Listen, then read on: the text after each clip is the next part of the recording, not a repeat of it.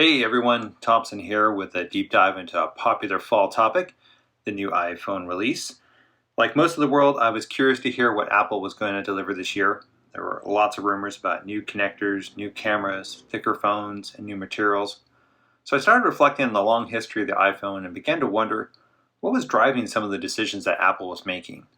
While I was expecting this to be a brief investigation into a fun and newsworthy topic, I've ended up spending the better part of the last month down this rabbit hole. Fortunately, we did find a rabbit, or two, and hopefully some interesting insights to share along the way. Now, since I did spend so much time on this topic and have a lot to talk about, so I'll be splitting this into several parts. This video will be our introduction to the discussion. So for those of you who haven't heard, last month Apple held their Wanderlust event where they announced several new product updates, the biggest being the new iPhone 15 and its Plus, Pro, and Max variants.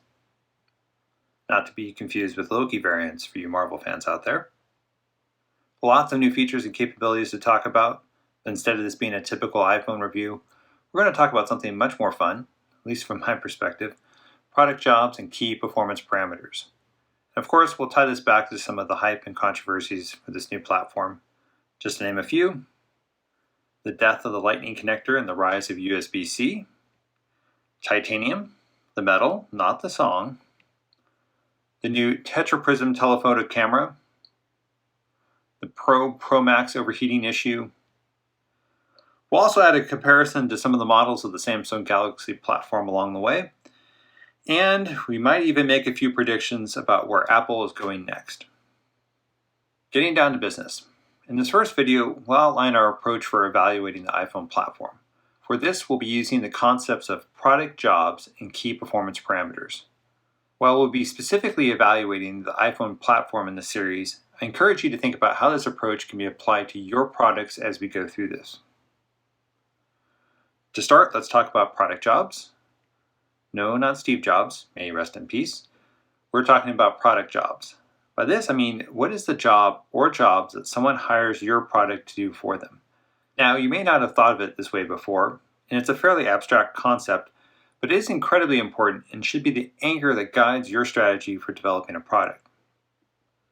Now, Clayton Christensen refers to this as jobs to be done, and if you haven't seen it before, I highly recommend you listen to his example on milkshakes. I'll share a link to the interview in the comments section below. But for today, we're not talking about milkshakes. We're talking about iPhones, or smartphones more generically. Now, I've gone ahead and created my job description for a smartphone. This may be slightly different for you, or more likely in a different order of priority, but it should be close enough for everyone to relate. To me, the job I hire a smartphone for is to make my life easier, and it does it in the following ways.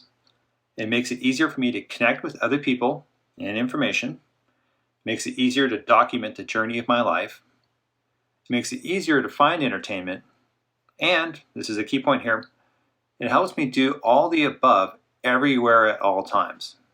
Okay, keep that in mind as we go through this.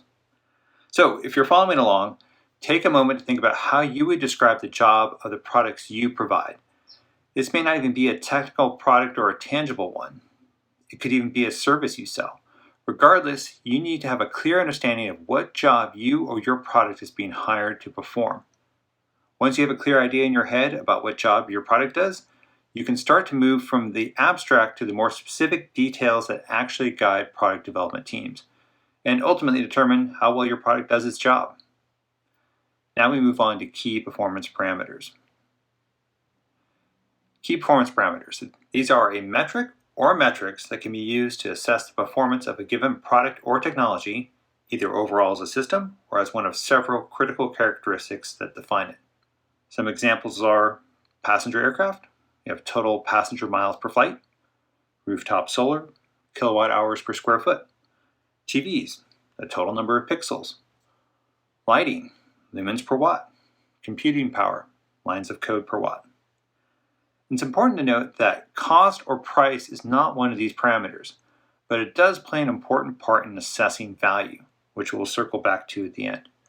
Now remember, value equals benefit minus cost. With the key performance parameter, we are talking about measuring the potential benefit. Now, this is another point where it's worth pausing to ask yourself the question, what are the key performance parameters of my product? Okay, with a better understanding of key performance parameters, we can go back to the job of a smartphone and try to identify what are the right technical parameters that we should use to assess how well a given smartphone is at doing its job. In the interest of time, I'm going to skip over the ease of connecting job and focus on the other two. So let's start with ease of documenting life. So what concept does a smartphone use to do this job? Well, it does it in two ways. To capture the visual moments, we have a camera system with modern smartphones now using 3+ cameras.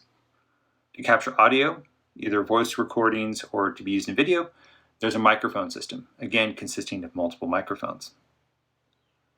And again, to keep this simple, we're just going to focus on the camera system here today. How can we quantify how good a smartphone camera system is at improving the ease of documenting life? To determine this, we can simply break it down to two parameters. Can I capture the broadest range of possible moments in my life?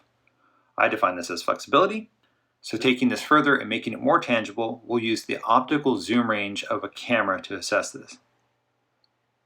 And for the next parameter, can I capture those moments as good as I see them? I define this as quality. For this, we'll use the physical size of the sensor, or crop factor. This is a relative comparison tying our quality measure back to traditional film cameras. And this is where I'll pause for this video. We've given you a brief introduction to the concepts of product jobs and key performance parameters. If you haven't done it yet, I encourage you to think about your product. What job does it satisfy? How do you measure its ability to do that job? If you get stuck at all while thinking it through, go ahead and give me a call. Thompson Products and Technology is here to help. And don't forget to join us next time where we'll assess the flexibility of the iPhone in terms of ease of documenting life. Until then, Thompson out.